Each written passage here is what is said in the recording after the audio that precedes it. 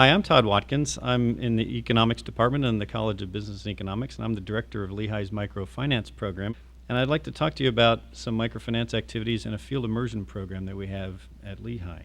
In this field immersion program, we take students abroad, and this group of students that we took this year was a real mix of students from economics, international relations, computer science, and business, mechanical engineering. There's a finance student in there, an MBA student as well. And what we did was went to Kenya to try to put a real personal face, a human face, on what microfinance is, to interact with some professionals there, meet some of the clients of microfinance organizations, and learn their strategies, their business strategies, and really immerse ourselves in the field about how microfinance works. This slide and the next one are from the Kibera slum, which is one of the densest slums in the world. It's just outside of Nairobi, Kenya. And estimates are between 250,000 and 1 million people live in this slum in fairly abject conditions. And many of the clients of the microfinance organizations that we're working with live in this area in Nairobi. Here's a little microenterprise of one of the clients of the microfinance organization called SAMF3. This is in the Kibera slum near Nairobi. This is Monica Masaka. Monica runs a little shop. As you can see, she sells sodas and soaps and just little things that you might get in a small convenience store. This happens to be buried deep within the slum of Kisumu in Nairobi. And she used her microfinance loan to help expand the stock in her store. This picture shows one of the typical scenes that we experienced while we were investigating the strategies and tactics of how microfinance works in the field.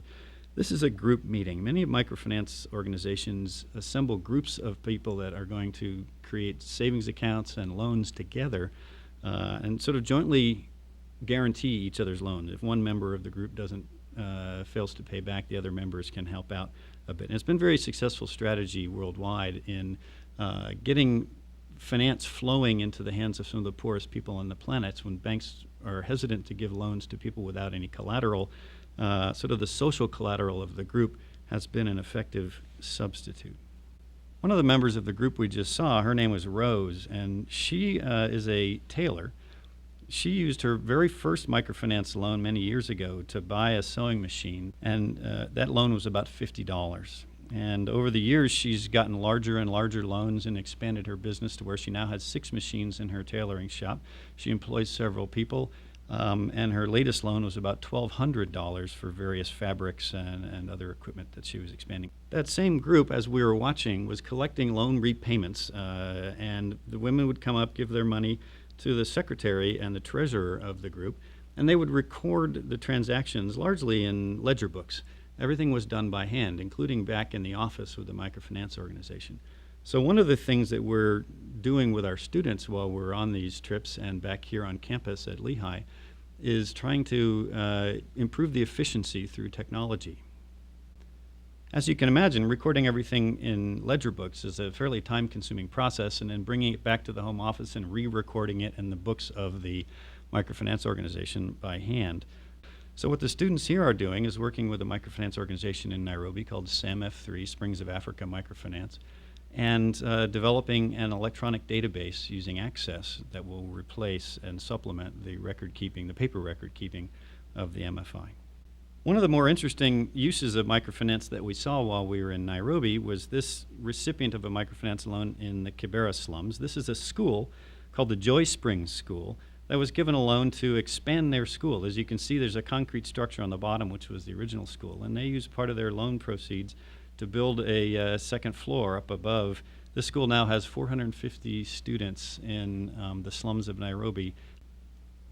This next slide is the Kisumu Medical Education Trust, KMET, which is an organization that does many things besides microfinance, but they give microfinance loans to private healthcare providers and community healthcare workers.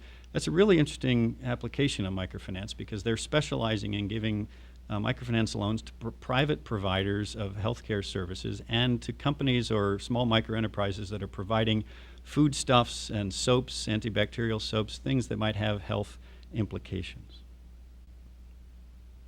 The woman pictured here, her name is Jennifer Wandere. She was a client of the KMET microfinance organization. Jennifer is HIV positive, and she joined a group of 5 members and got a small microfinance loan of about $700 in order to open an agricultural facility capable of housing several hundred chickens at a time, which they would then sell into the local marketplaces and to restaurants. One of the more enjoyable things we got to do while we were voyaging around Kenya was to visit the homes and the microenterprise businesses that the enterprises that were getting loans from the microfinance organizations. This is a fairly posed group shot, but the woman in the headscarf there, her name is Pamela Akini Musotsi. And she has a great story at one level and a very sad story at another level, but it gave us a lot of hope for how microfinance could work in the future.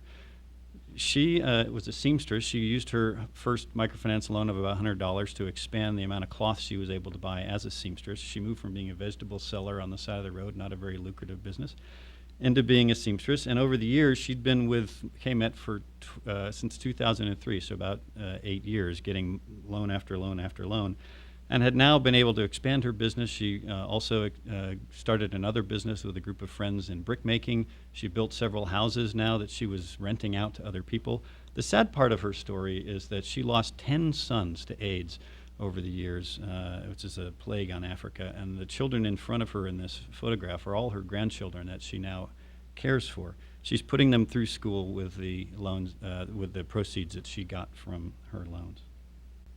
Pamela's youngest grandchild was named Mercy. This is Mercy here eating a cob of corn. These children were happy, they were well fed, they were clearly well educated, they were interested in what we were doing there, they were inquisitive, looking at my camera, always wanting me to take their pictures. So I was happy to take their pictures and share them a little bit here with you. We really enjoyed these sorts of interactions because these children were clearly the future of Kenya, the future of Africa, and what microfinance was able to do for this particular family and the other families that we were meeting with gave us a lot of hope for the future and how microfinance might help these families.